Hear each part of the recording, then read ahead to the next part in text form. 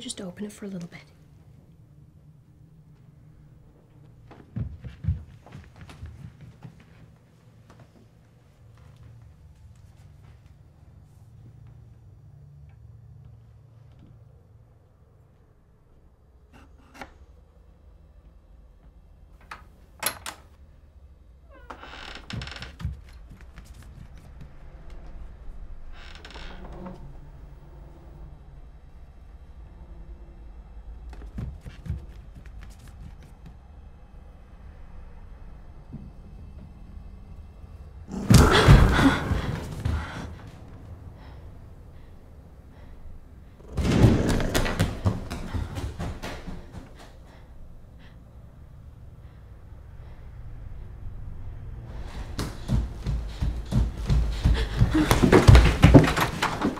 First of all, congratulations on the film. I loved it.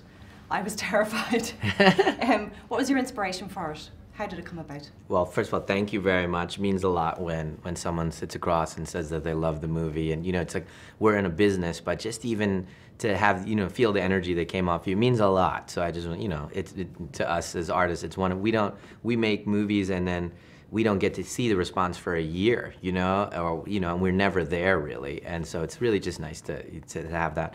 It came from an idea that I had years ago about this small kind of like Twilight Zone-y kind of idea that I had, and I wrote it in my journal, and it was a very special idea. You know, I have lots of ideas in the journal, and some of them are just okay, but this one kind of burned. It like was waiting there to be told.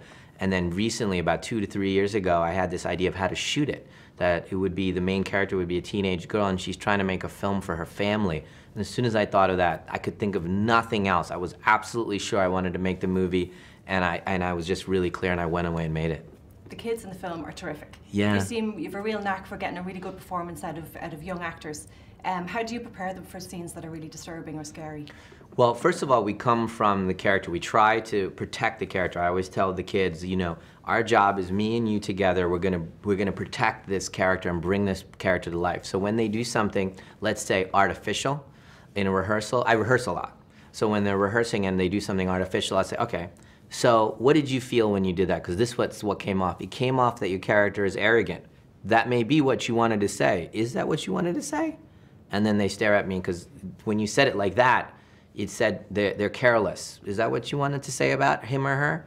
And they'll be like, huh? And then I go, you're really powerful. You're in that moment, you weren't protecting her. So let's talk about her and, you know, represent her properly, have empathy for her, and that's how we start to make her real between us. And you said that both of those characters are versions of you. Yeah. Can you tell us a bit more about that? Yeah, so the two kids are, you know, one's this aspiring filmmaker, and she's very pretentious and wants to be an artist and has all these theories about film, and that's the side of me, like the aspiring artist side of me, that just loves filmmaking and has all these high and mighty ideas about filmmaking. And then there's the boy who's kind of mischievous and the entertainer. He just wants to entertain everybody. And those two sides are real parts of me, and they're always clashing and they're always fighting with each other. And they're in all my movies a little bit, those two sides of me. So it was really fun writing these kids. There's some great visual nods to other movies in The Visit. Yeah. My favourite one is the Psycho one, with the rocking chair. Is that deliberate, or do you find yourself kind of setting up the shot and go, oh, this is my Psycho moment? Or, no, I'm not quite as conscious of that. In fact, well, the trope of a rocking chair, an old lady in a rocking chair, obviously has this lineage from the classic movie of Psycho. But actually, that particular framing of that shot came from a sketch, from a painting of a painter, who's one of my favorite painters, Andrew Wyeth from the United States. And he had an old lady who was sitting at the wall, you know, in a rocking chair, staring at a wall. And she was very old, and she had a bandana. And it was, I have that sketch at home, and I'm gonna make a movie about this character. And you tweeted recently that you were storyboarding your new thriller. Yeah. And you were returning to the masters to cleanse your system. Yes. What did you mean by that, and who were you watching?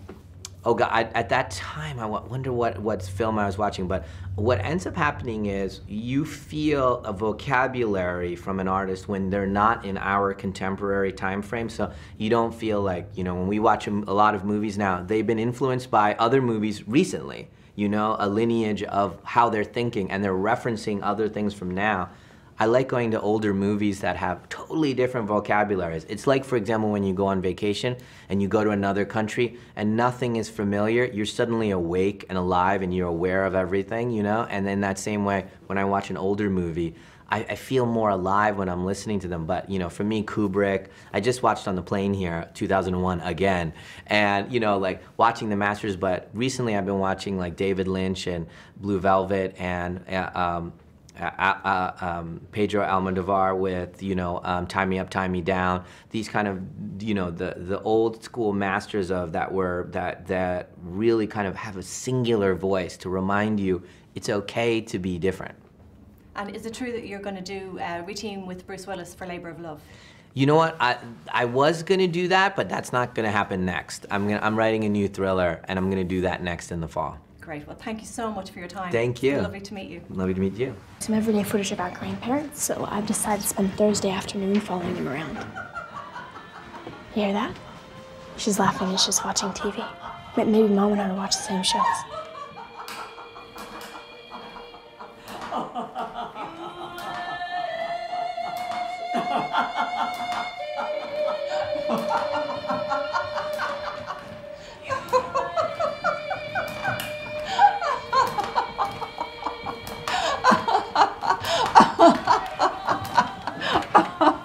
Nana? Nana, you okay? Good afternoon. I heard you laughing. I have the deep, darkies.